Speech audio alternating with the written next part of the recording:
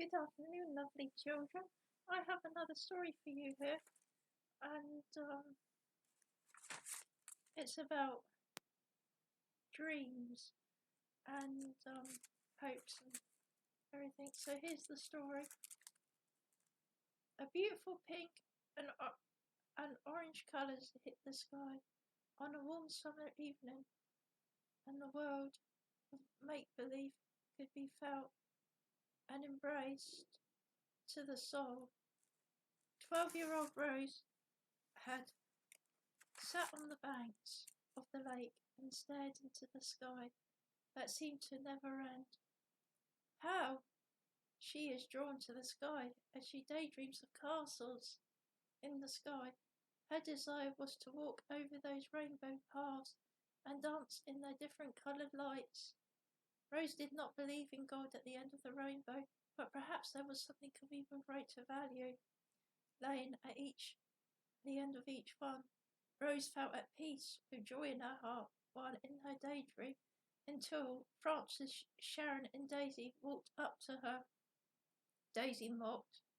There is the dreamer, always dreaming of castles in the sky. Rose just smiled. It is good to have dreams. Frances mocked. Sure, but do not be disappointed when the dreams don't come true. Rose looked in disappointment. Sharon mocked. Come on now, Daisy and Frances. Let's leave her alone to dream by herself. The girls walked off. Rose started to cry as she felt lonely and without any friends. Her tears fell into the water and still trickled down as they disappeared into the waters below. Her tears were seen and felt by all the creatures in the lake. Suddenly a cherub pup jumped out of the lake waters. He resembled a puppy, but had wings like a bird and a tail like a fish. He could run on land, fly in the sky, and swim in the rivers, oceans, and lakes. He chirped, Hi, I am a cherub pup. It is lovely to meet you, but why are you crying? Rose explained, All the other children tease me, and I have no friends. The cherub pup replied, That must suck, but I'll be your friend. If you like. Rose replied, Yes, please, and if possible, please take me to the invisible world in the sky. But the cherub pup hung his head sadly. Rose asked, What's wrong? The cherub pup explained, Sorry, but I can't take you, for in order for you to be able to see into the invisible world, you must have at least one friend. Rose sighed, Well, you're my friend now. The cherub pup replied, Yes, indeed, I am your friend, but I am not a human being. You must have another human friend. Rose sighed. That is not fair. It's not my fault that everyone picks on me. But the cherub pup encouraged, Don't worry, you will make at least one friend.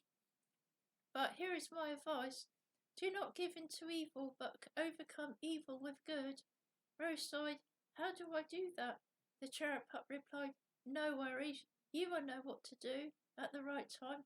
By the way, my name is Solo. With that, Solo disappeared again. The next day Rose came back to the water's edge. She was wanting to meet the magical unicorn that turns dreams into reality. Then she jumped into the waters for a swim and stood under the waterfall to let her long flowing hair get wet. Meanwhile, Frances, Sharon and Daisy went for a hike in the rocks above. Daisy was starting to feel tired. Frances snapped, Come on, Daisy, you are taking such a long time. Daisy cried, But I'm finding it so hard. Sharon mocked, You're not as agile as us, so you can't keep up. Daisy moaned, Just because I have a different skin colour to you does not mean I am not fit. In fact, many people who have the same colour skin as me have won the first prize in the athletics. Frances mocked, Yeah, right.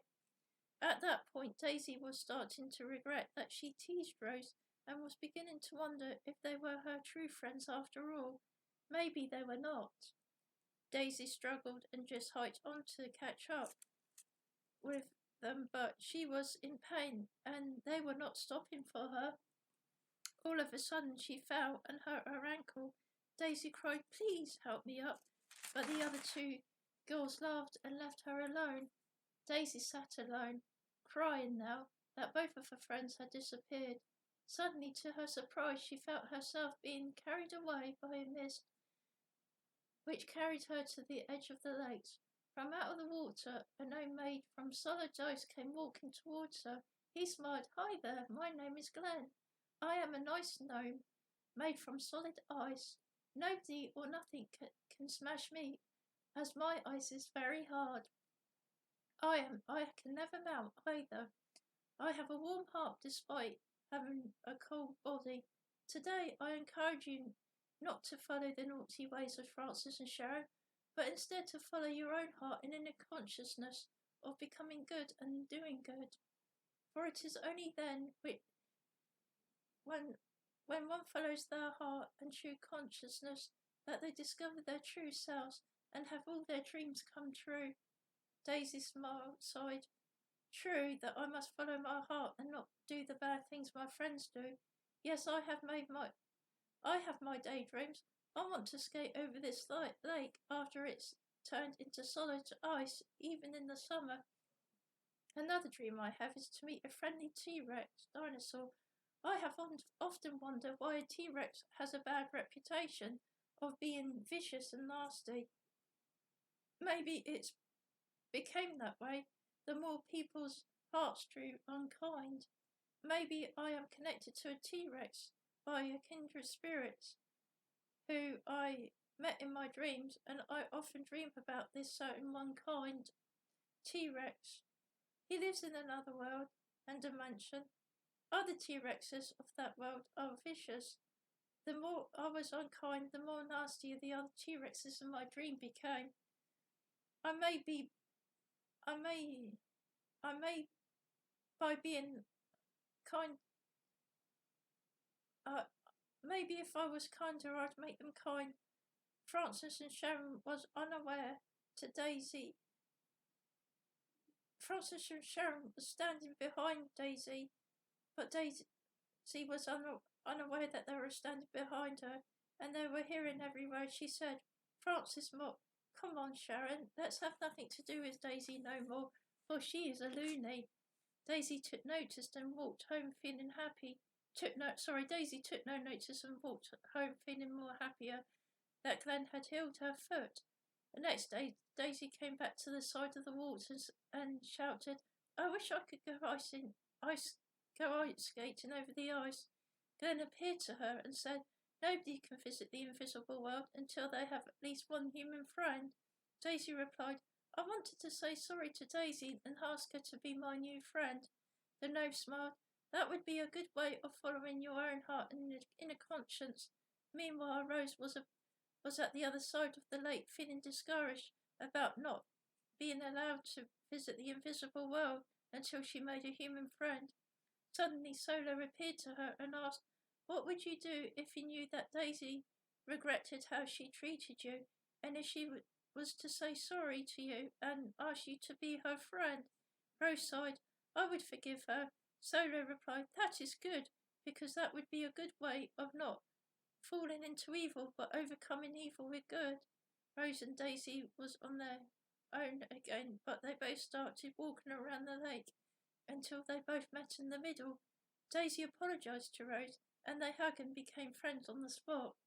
They spent the whole day talking to each other and getting to know each other. They talked until the beautiful pink, orange, gold, blue sky sunset appeared as the sun went down. All of a sudden, it was as if an invisible secret path from another world made from rainbows formed to make that one path, a path that would lead them into the invisible world.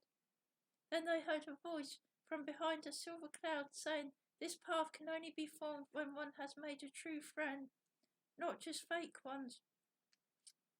The voice led them to the unicorn, and right there, on the spot, the unicorn made both girls' dreams come true. I hope that you all enjoyed this story, and I hope that you were all blessed by this story, and God bless you all for now, and Lots of love and bye.